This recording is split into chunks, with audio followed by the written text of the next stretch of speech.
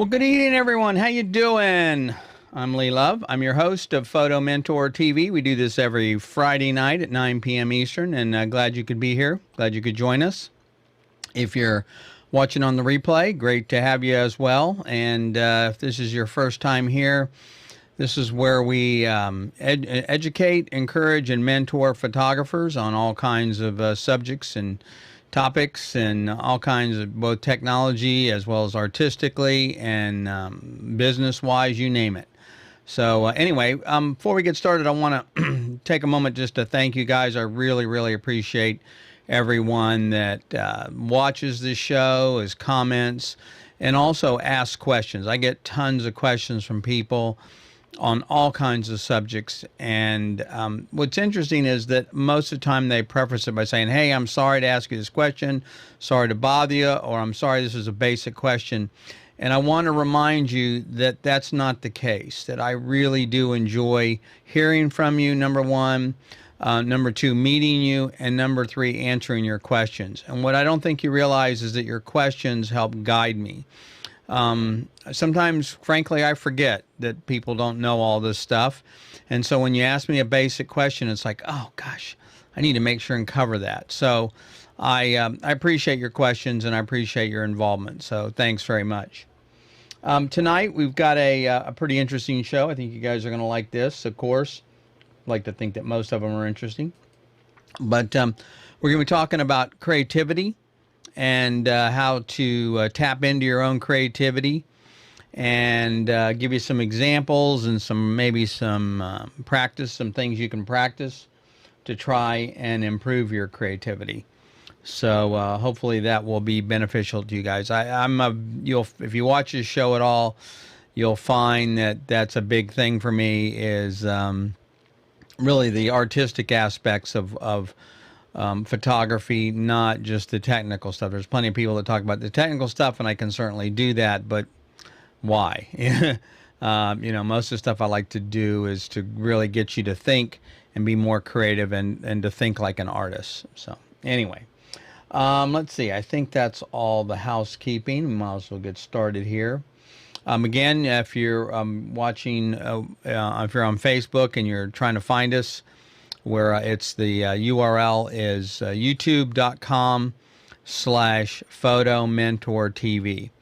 And so anyway, we're also on LinkedIn, by the way, if you're a LinkedIn user, and we're streaming there as well. But we are taking questions. If you want to leave a comment for us to respond, then do that over on YouTube, and I'm watching that. And we'll be able to answer those questions as they come in. So, okay. So let's kind of get started here tonight. The first thing I want to talk about is a little bit about this, how you really start to become more creative. What's the general, process? Because it's a pretty, if you start reading into this topic, you'll find it's pretty interesting, and everybody has a little bit different viewpoint.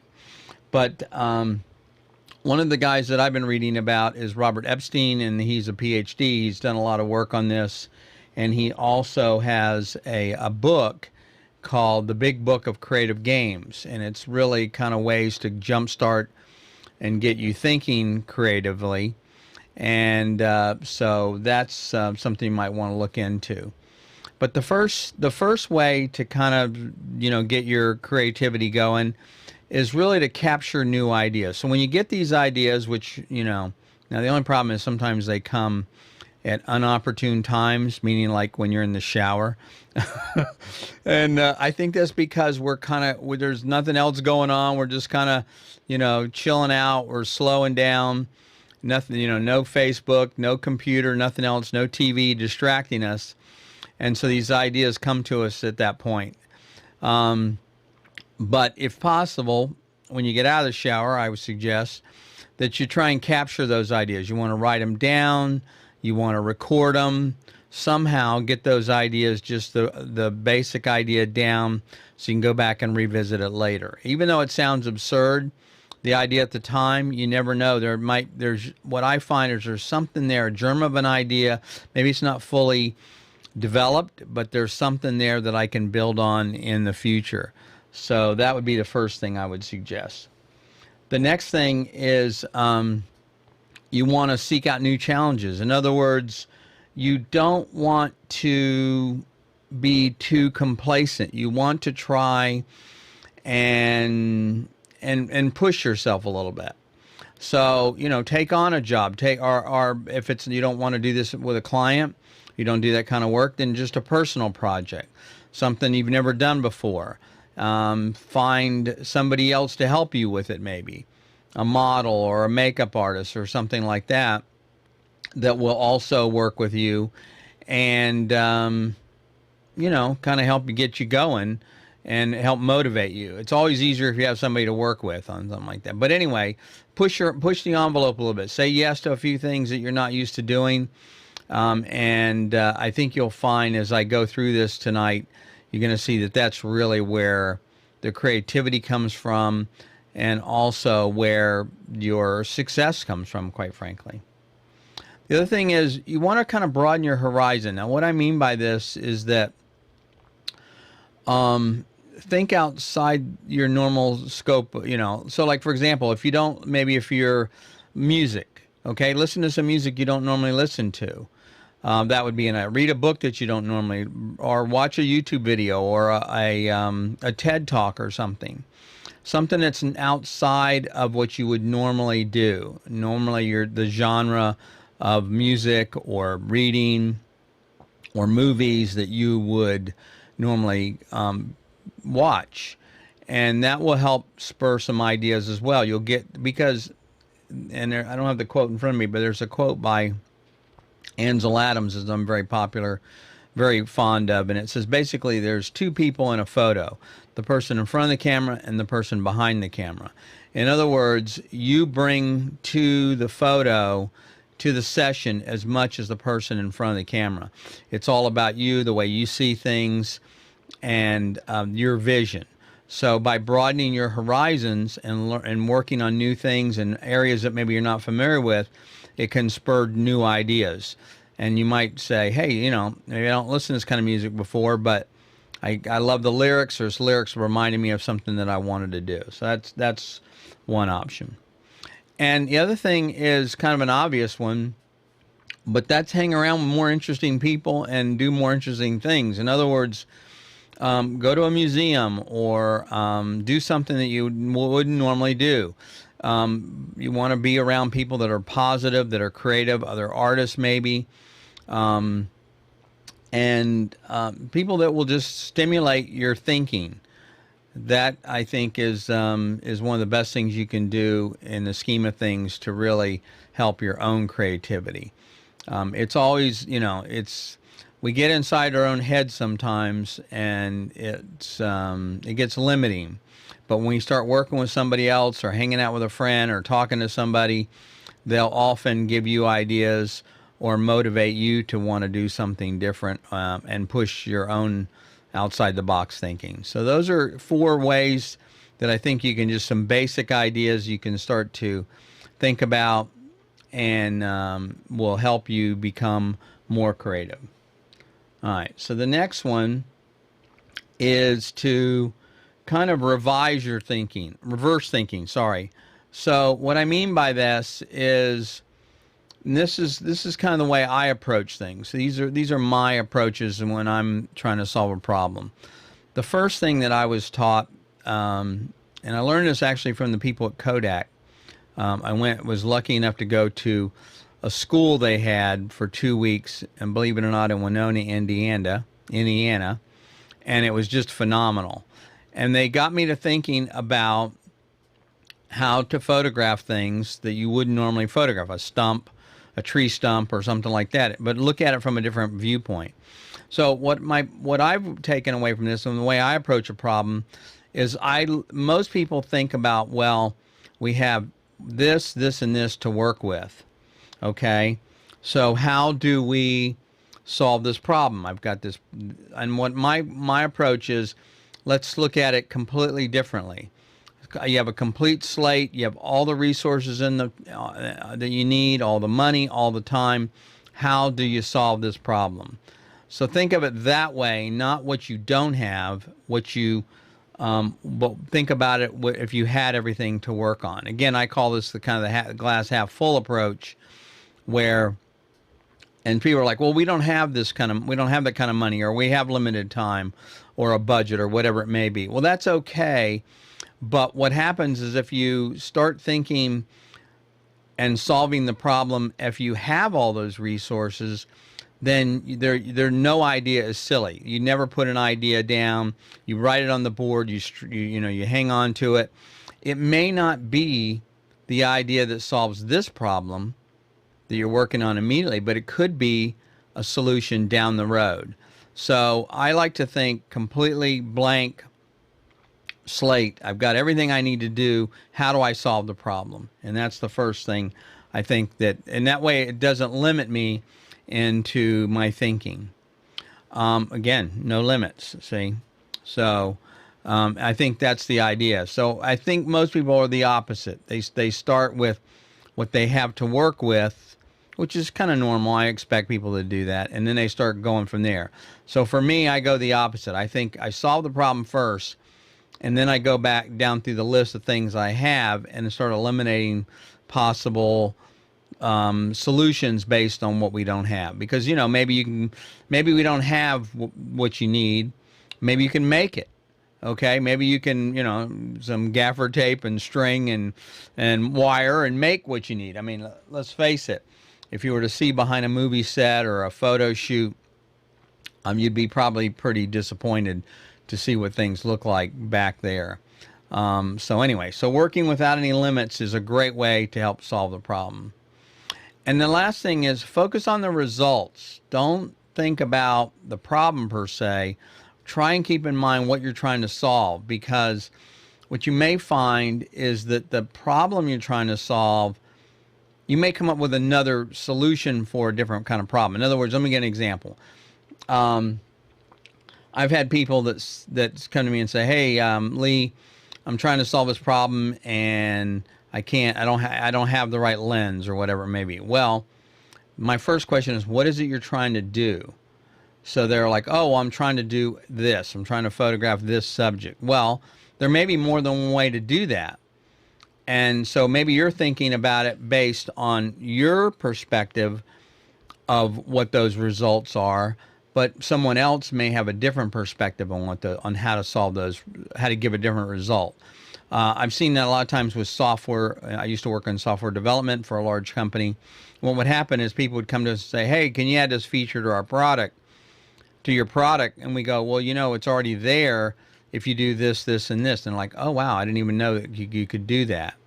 And so that's the other thing, is to just try and broaden the results, focus on the results. Don't narrow down on what you have to work with, or the time limit, or even the framework, or what the client, or what the solution or the problem they've given you ahead of time. You might want to broaden that problem out and actually come up with even better solutions.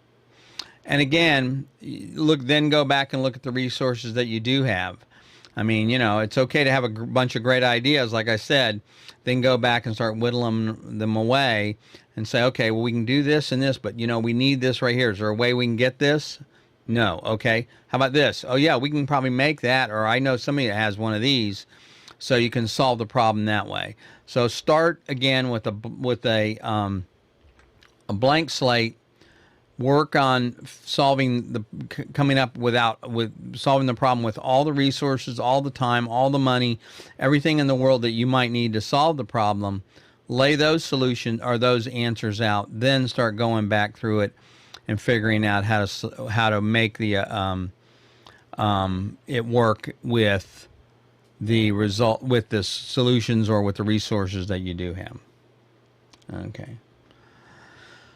I'm going to introduce you to somebody. I don't know if you know this guy or not. His name is Robert Rodriguez. And Robert Rodriguez was 23 years old when he made a film called El Mariachi. It was in 1992. And it was just a low-budget film. He shot it on 16-millimeter film. And it cost him $7,000 to make. Now, most of that processing most of that cost he would tell you that he did was on, because he was shooting on 60 millimeter film. He had to have it processed and converted so he could edit it. And he ended up editing the film at a public access station on 3/4 inch videotape, if those of you remember that. And he, in an interview I saw with him, he said nowadays he could probably make it for $700.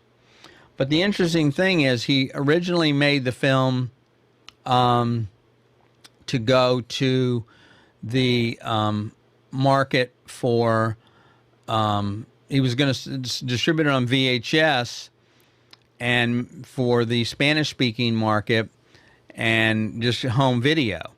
Well, what happened was a movie company saw it, I think it was Columbia or somebody, and they said, "Hey, we want to buy the rights to this and we want to redistribute it." So they said they took it and basically just cleaned it up and reproduced it on VHS. And he's like, "No, just give me $2,000 and I'll remake it, or I'll remake half of it." Well, they said, no, we don't want to do that. And they released it into what am I trying to say here? Gone blank. The circuit, the film circuit, and the festivals is what I was trying to say. And the thing took off. It made $2 million, and they were just floored. So here was a guy that made a film on basically for home video. He did all the stuff. He did all the audio, all the video, all the shooting, all the editing, everything himself. In fact, the way he raised the money for the $7,000 was he checked himself into a clinic that was looking for people to do testing on some new drug, I believe. And so he checked, and he got the money through this process of them testing him, and he had to stay there, I think, a couple of months or something. He actually wrote a book. I wish I had a graphic. It's called Rebel Without a Crew. It's a fascinating book. I read the thing. I couldn't, cover to cover, I couldn't put it down. But anyway, so he made this film, and it just took off. And he didn't intend for it to be released the way it was. And it's a pretty interesting film.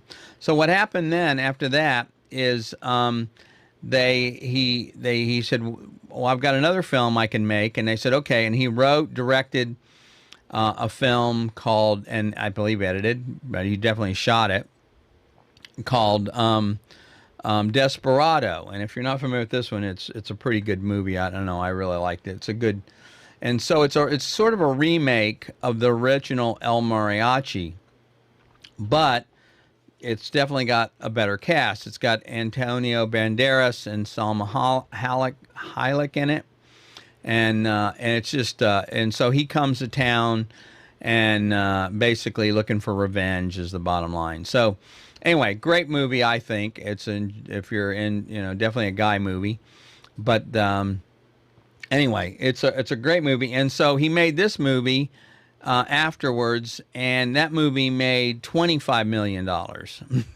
So, and I don't remember how much it cost him to make it, but it was nowhere near what it. But so the guy is incredibly inventive, and I wanted you to hear some of the things that he has to say, and I'm going to give you. I'm going to let you listen to the first 5 tips that he has for being creative. There's this book called The One Thing. Have you ever seen that? It says you should just do one thing. And I go, well, I shouldn't even bother reading that. That doesn't apply to me. But then I thought about it. It's like, well, I do one thing. I live a creative life.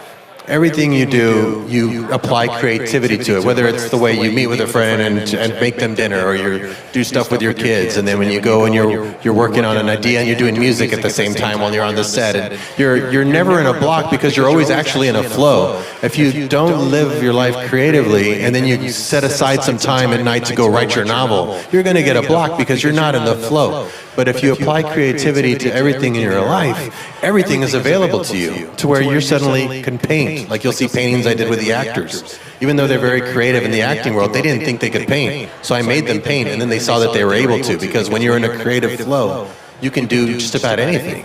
So it's all about living a creative life to where you can't possibly ever get blocked, because you're always, okay, well, I have an idea for writing, so I'm going to go cook something, which is art you can eat, and you're serving it, and you're eating and consuming it, and you're creating, and you go back and you do that. Does that make sense? Yeah, there's no structured boxes around it. It's like a lifestyle. Delineation between work and play. It's all play. But thinking completely different is the key. If everyone is competing on one level, you got to think at another. Like, for instance, I'd always wanted to get in television, but TV is it was always so crowded. Everyone's trying to get in on Friday night on NBC. So what do you do when I've always heard this advice, and it made sense only recently. When everyone is doing the same thing, and everyone's competing in the same realm, you have to think much bigger. There's a lot less competition up there. There's nobody up there, actually. So find the hole to fill it instead of trying to reach other people's territory. I can't get my show on TV. I know. I'll own a network. Then I can put on any show that I want. And how many other people are going up for a network?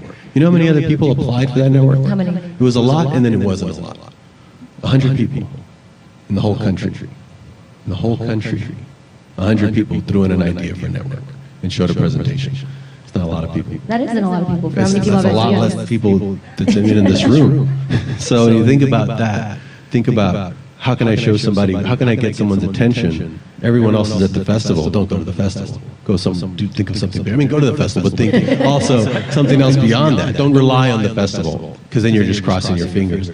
You got to hit it from other ways. And that promotes much bigger thinking. I always say aim high, because if you aim just at the festival, you might hit it, and you might just hit lower. But if you aim really high, you might still just hit the festival, but at least now you got a chance that you'll hit there, or like straight up. So try to think as big as you can.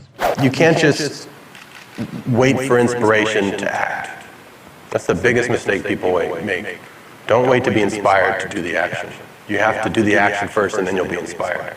So what I would do is I would sit there and draw out the comic, and I would come up with it. But some days I'd come home from school, sit down and go, I'm just going to wait for the inspiration to hit me. I'm going to wait for the idea to come fully formed. And when I got a joke, then I'll go draw it. And I would sit there for maybe 3 or 4 hours and then go, all right, screw it. I got to get up and I got to do the process. I got to sit there and just start drawing. I don't even know why or how I'm going to get there.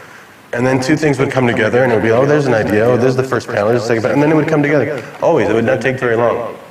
I would fight that process so much, because what was I doing? I was waiting for inspiration before I acted. It's always the other way around. Act first, then the inspiration will come. Draw first, then the inspiration will come. Just start shooting, then the inspiration will come. Just start moving, then the inspiration will come. Don't wait. So many people wait or tell you they're going to write this novel, or they're going to do this, or they're going to make this film. They never do it, because they're waiting for all this stuff to come to them. It comes through doing it. Somebody was telling me, he was actually an actor, was about to do a short film, and he'd been sending me the script saying, I'm still working on it. It was a really great idea. It's kind of, a big little production for him to do, big little. And then just recently I said, are you doing it? He goes, I still think it might be too ambitious. I think I'm going to do maybe something easier. I go, no, do the more ambitious one. You're going to hate yourself. If you go do the easier one, then you're dicking around with that. You're going to be wishing you'd done the more ambitious one. Do the more ambitious thing always first. And you should always have some self-doubt. Otherwise, it's a walk in the park. It ain't worth doing. If it's that easy that you're not going to be questioning yourself constantly, am I doing the right thing? Is this too big a task for me to handle? Am I not strong enough? Then you know you're in the right direction. If you say, I'm a fraud, they'll figure me out, I'll never be able to do it again, that's an artist's thought process. You're an artist. If you're thinking like that, you're on the right track, because they all feel that. So there's always some success that can come out even out of your failures. In fact, probably your biggest successes will come directly from your failures. So you should almost take that. Winston Churchill's quote is my favorite. Success is moving from one failure to the next with great enthusiasm. You should be very enthusiastic about your failures, because you're going to learn something. You're going to go that way when everyone else is going that way. And you're going to stumble, but you're also going to stumble upon something that no one ever thought of. So, you just keep going and keep going. And you're going to fail and then rise up and fail again. And that's the journey. Up and down, man. So, hopefully that I found his words really inspirational for me, and maybe it's because it reflects a lot of the things that in the way I work and have worked over the years. First of all, I'm not afraid of failing. And now, that doesn't mean I don't fail. It means that, hey, look, I'm a goofball. What can I say? I'm a clown. Okay, I'm going to goof up. I'm going to mess up. I know I am. It's okay.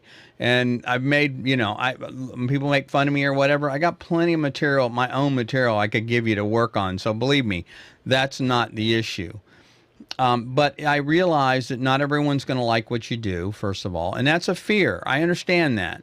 Because I talk to a lot of photographers, and especially people that are, shooting families, trying to build a business, get started, and they're like, oh, I sent them the proofs, and they didn't like them. I didn't hear back from them. Well, how long ago did you send them? An hour. Well, people have lives, We think our work is the center of the universe. It's not. And so once you give them the work, then move on. But the point is that you will fail, and there's nothing wrong with failing. I'm a big believer in failing my way to success, and I think if you talk to anyone that's successful, they can list a whole bunch of failures. The trick is to learn from those failures. Don't make the same mistake over and over. At least try not to.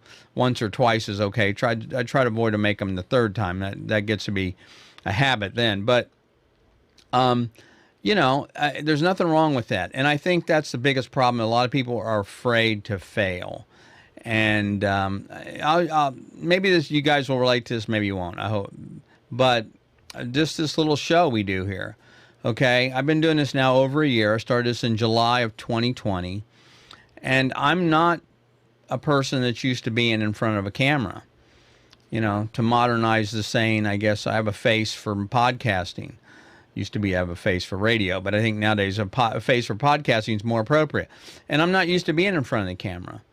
So, but I realized that it was important enough to try and help educate people, because there was a lot of people out there. And if I didn't take the risk and I didn't put myself out there to, with the possibility that people won't like what I have to say or whatever, which is fine with me, but then I would never be able to help anybody.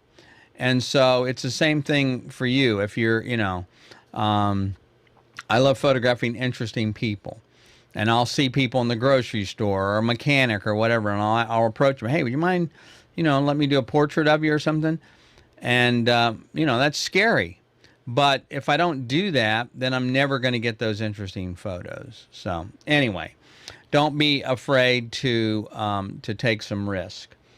And hopefully Robert Rodriguez's story is helpful to those of you as well, and that you might, you may find some insightfulness in there as well. Okay, so moving on. So I'm going to give you guys a couple of challenges here. Here's some things you can do to tap into your creativity. The first thing is, let's pretend you have a medium format film camera. Now, I shot medium format, and a 120 roll of film has a whopping 12 frames on it. So, what I challenge you to do, no matter what size card you have in your system, only limit yourself to 12 frames, and then stop. Take the card out, format it, of course, put the card in, shoot 12 frames, take the card out. Then go back and look at those frames and see what you can do. And do it again and again. So limit yourself to the number of frames you have and see what you can do. What the goal is to get as many keepers, in other words, to get as many of those that you want or you like in there that would be winners, what you would consider winners or keepers. The next thing is turn off the preview.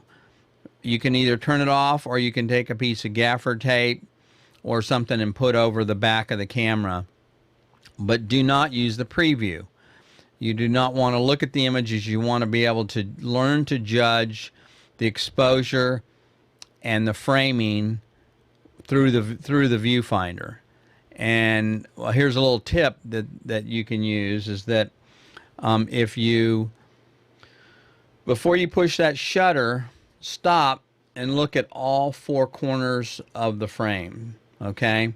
Right before you push that shutter, look in the right, left, lower, and the lower right. Look in those four corners and see if there's anything in there you should eliminate or add. Meaning, if you're using, diminishing lines of return or diminishing lines there, you want something that's leading into the image. Make sure they're right there in the corner of the frame. If there's something in the background, move over a little bit to get rid of that. And so that will make your images much better just by doing that one simple thing, I promise. And so you will find maybe you don't need to do as much previewing as possible. I don't know if you've heard the term or not. We call it chimping, where you look at the back of the camera every frame. Okay, you're shooting, looking. And so you spend more time looking at the back of the camera, and what happens is, I've done this myself, so I speak from experience, I'll miss an important moment in front of me because I'm so busy looking at the picture to make sure I got the frame and got the picture right that I'm missing the subject. And I'm ignoring the subject, in fact. Especially if it's a person, it's very disconcerting to have you looking at that screen all the time instead of working with them. One of the things I really liked about working with medium format is it was a waist level viewfinder. So you look down and into the frame, and that's how you saw the person. And the nice thing is I could look down and I could frame it up and I could just look at the person and shoot. Okay, that's good. Turn your head this way. Okay, that looks great there. In other words, I'm engaging the person. Where nowadays when you bring a camera up to your eye, you immediately are hiding behind that camera. So anyway, that's just a side note. One of the beauties of medium format, I wish there's sort of a way to do that now with mirrorless, but it's still not ideal. But anyway, so no preview. Turn the preview off. The other one is only use one lens, okay? So if it's a 50 millimeter lens, put a 50 millimeter lens on your camera and only shoot with that one lens all day long, or a week maybe. And what that's going to teach you is a couple things. Number one, it's going to restrict you because you only have that one lens, and a prime is better, of course, instead of a zoom.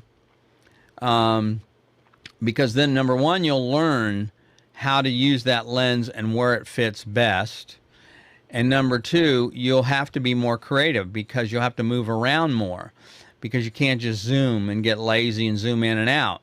So you'll find that I think you'll find that your images will actually improve if you put like a prime lens on and have to move around a lot more to get that framing, because it gets really, I speak again from experience on this, it's real easy to sit there and go and zoom in and out and not move, where if I have a prime lens, there's no zoom, I have to move around a little bit more, kind of looking for different angles, and I find my images are much more creative. So the challenge is 12 frames only, no preview, one lens, and stick to one ISO setting. So put your camera on whatever ISO you want. 200, 400 would be good.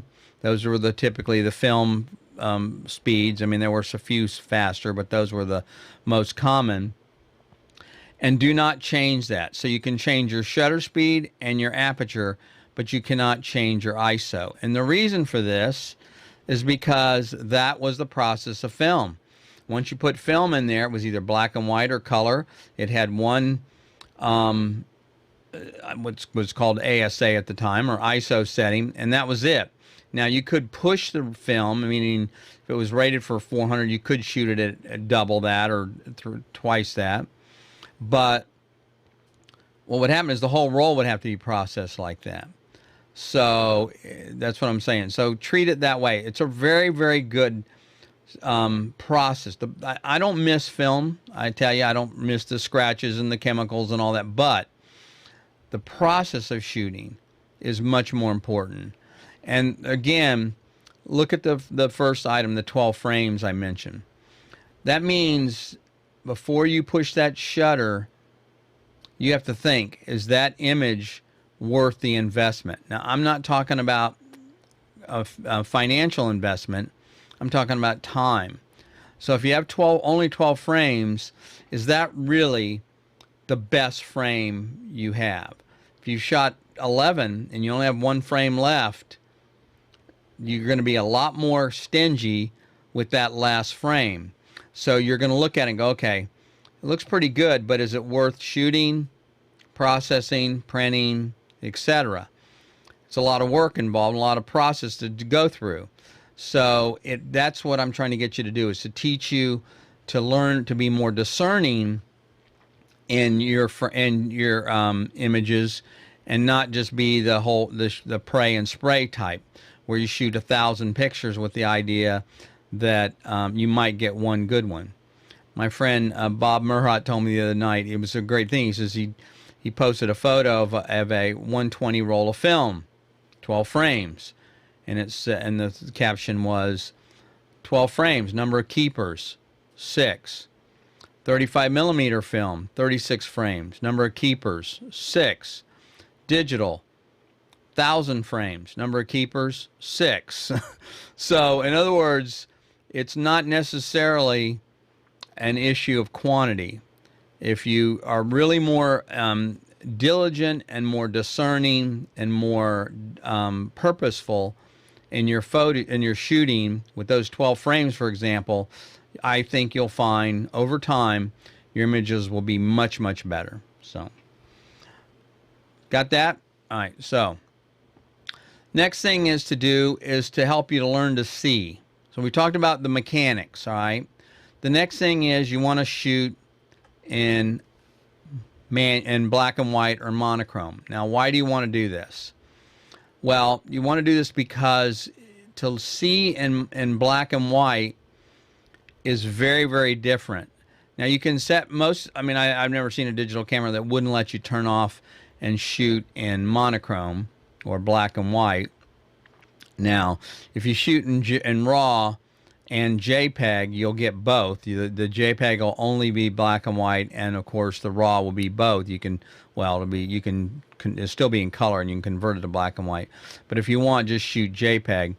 But anyway, it will teach you to see differently, because what happens is we get distracted by color, and to make an image work in black and white, it requires understanding and seeing light, and understanding and seeing geometry or graphics. So like you can see this image right here. It's very graphical, but it also has the lighting is just pretty striking as well.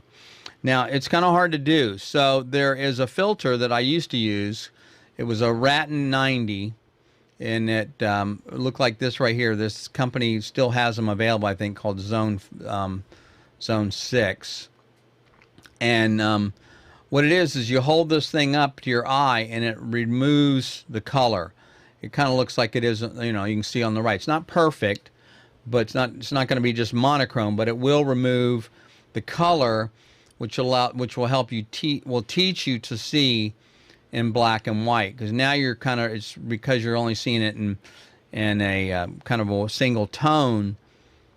It teaches you a little bit more accurately how to learn to see in black and white. It's hard to see in black and white, quite frankly. It's a real talent. So you can either there's a Ratten 90, I think, there's a couple of companies that make those, or again, you can check out the Zone 6 filter. It looks like this thing right here, and it has all filtering. You can hold it up, wear it around your neck.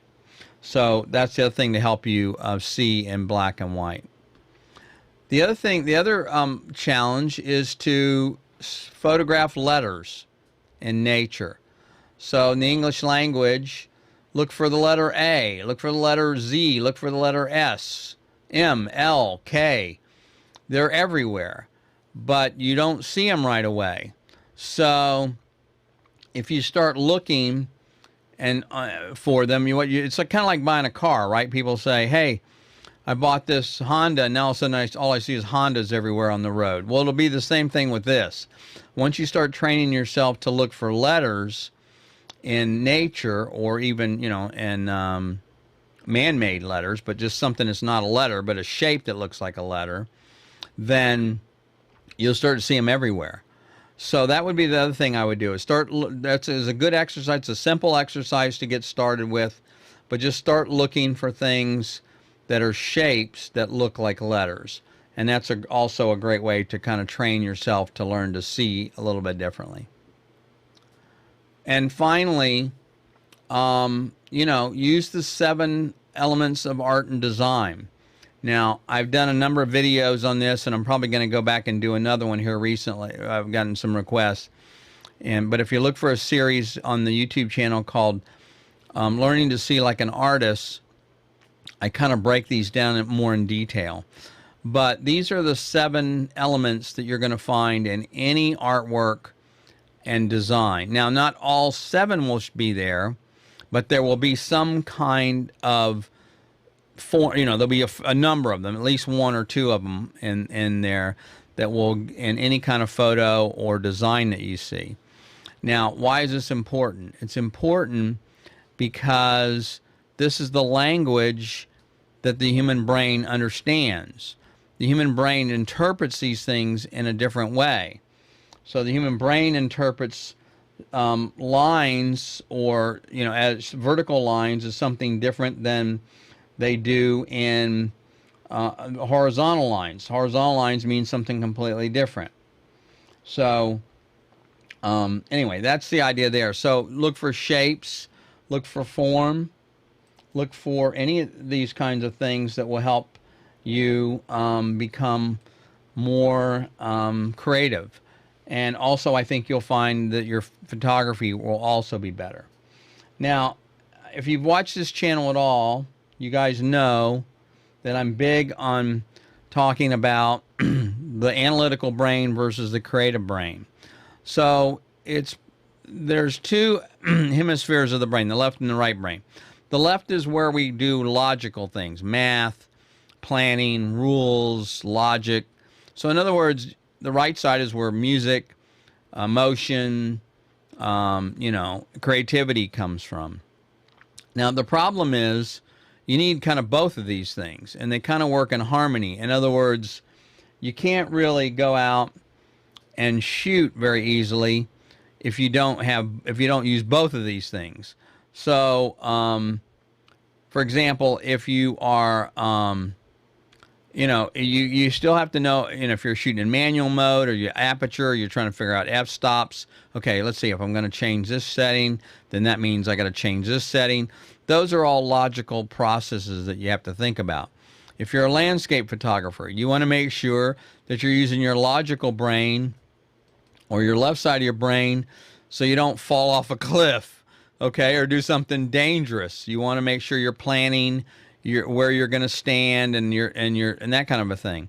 But that doesn't mean that you shouldn't also try and turn that off a little bit and focus more on that emotional side of the image, of learning what really the image becomes, what it's trying to tell you, how it's speaking to you.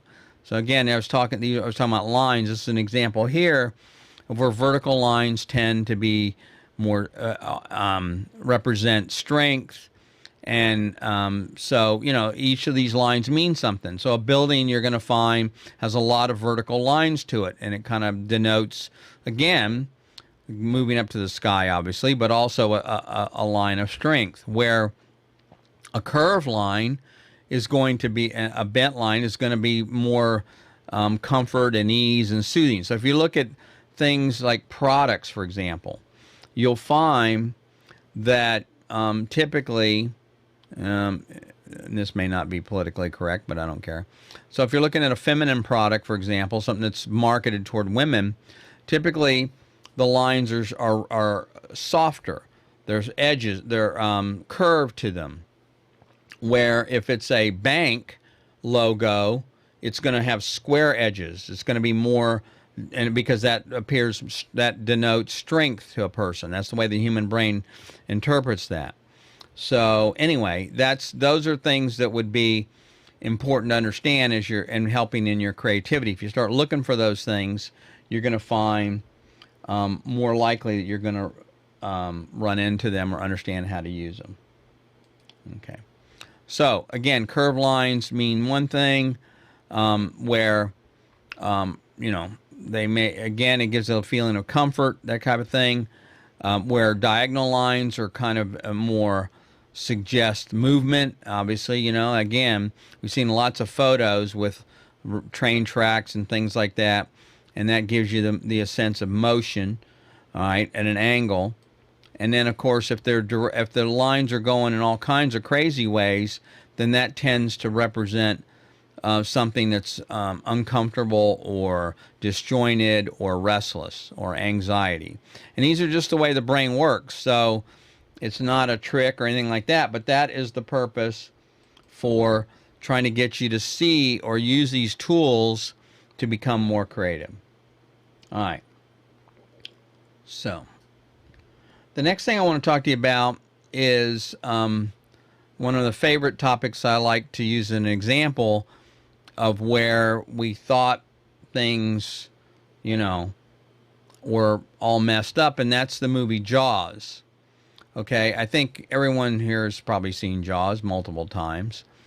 Well, that movie, when it came out, made $470 million. So I think it's pretty safe to say it was a success, right? Anybody here would think it's not a success? But it's interesting because if you look behind the scenes and you watch any documentaries about the film, it was plagued with, it's surprising it got made at all. Okay, so a lot of times in our own process, when we're doing a shoot, we're running into problems, one problem after another. And it's like, oh God, what a nightmare! This is awful. But solving those problems means, number one, it makes you more creative because now you have that knowledge, and you might use that in the future on a different kind of project. But also, it gives you the opportunity to solve a problem and become a hero, essentially. And you never know. I mean, there are lots of examples of songs or music or movies that just were plagued with problems, and yet people were like, oh, it's so creative. Well, it was creative because they didn't have any other choice. They were basically using baling wire and string to make something work, and that's why they were considered to be so innovative. But if you look at a movie like Jaws, first of all, Spielberg was only 27 years old. Now, I don't know about you, but that's pretty darn young when you consider I think it was only his second or third movie, and really not much in the way of experience before that. But at 27, I was certainly not making Hollywood movies that made $470 million. The other thing is that you may not know is that the original director was fired from the project. They weren't sure who they were going to use for the film. He got fired right before the film was to be made. So that was a problem. The other thing was there was really no script. Only I think 9 days or 7 days before the film, they really didn't even have a script. They had bought the rights to, I think Zemeckis had purchased the rights from the book that was not even out yet, but they hadn't anticipated how difficult it was going to be to turn that into a screenplay and actually make it into a film. So they had the money, they were ready to start shooting, but they had no script. Now, I don't know about you, but I'd be pretty darn freaked out if I had a job that they were spending a lot of money on and I had no script. The other thing, though, is they also had no actors.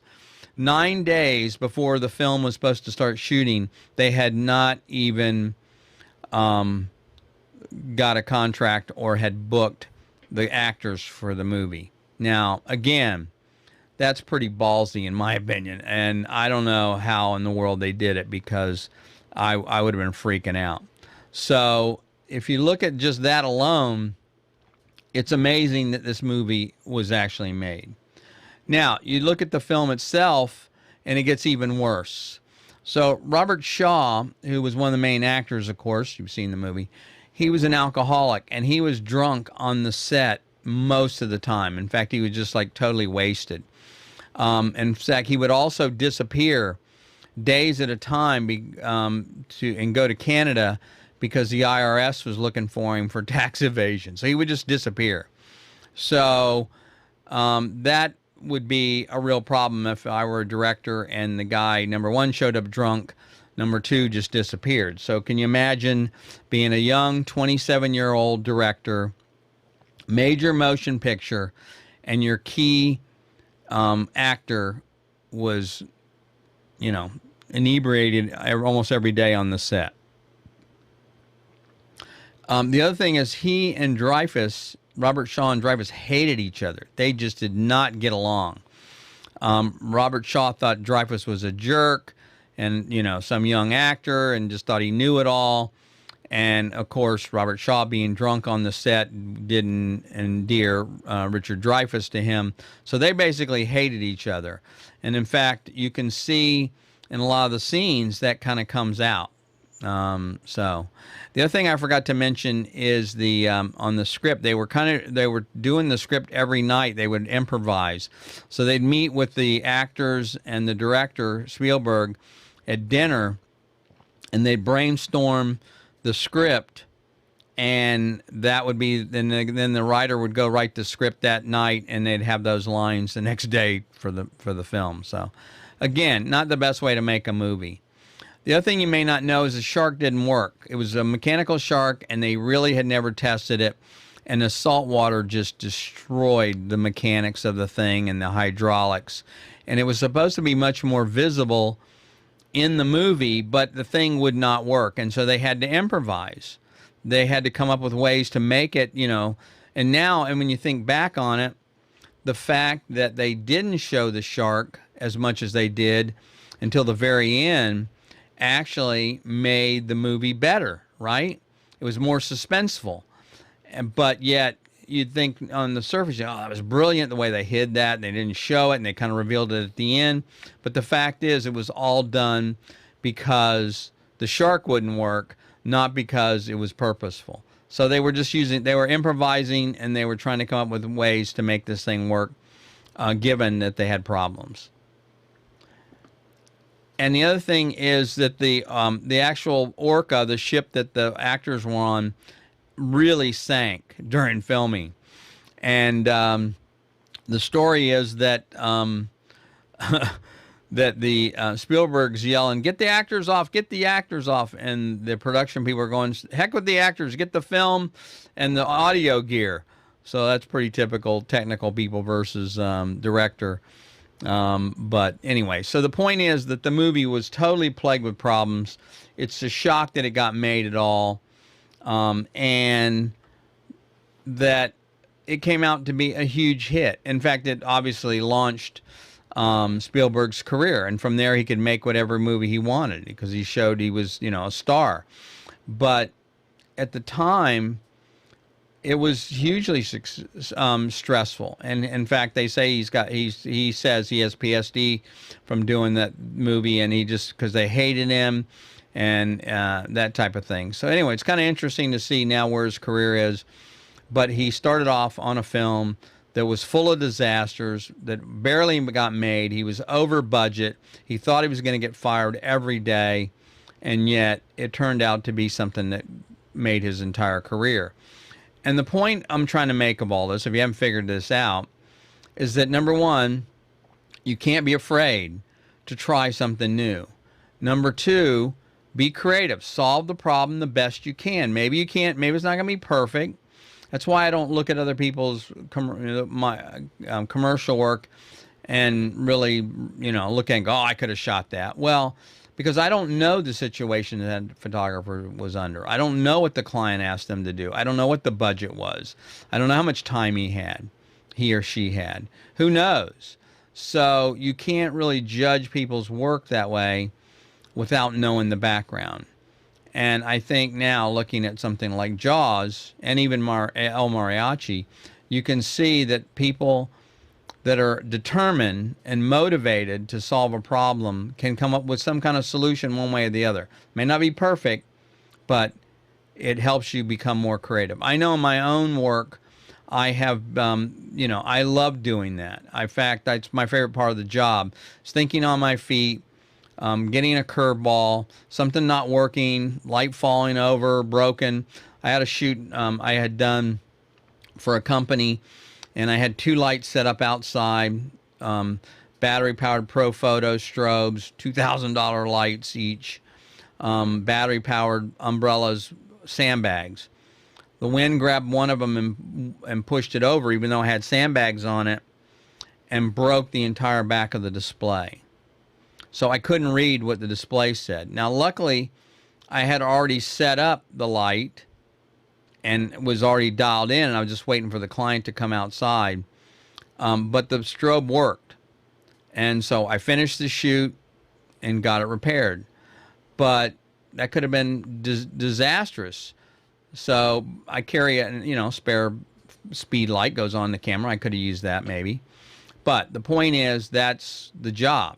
I know a lot of you have heard me say this over and over. It's not about photography. It's about problem solving. That is what we get paid to do. Solve problems.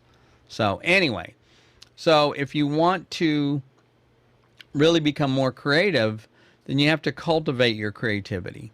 Again, seek out new ideas. Don't get in the same lane. Branch out a little bit.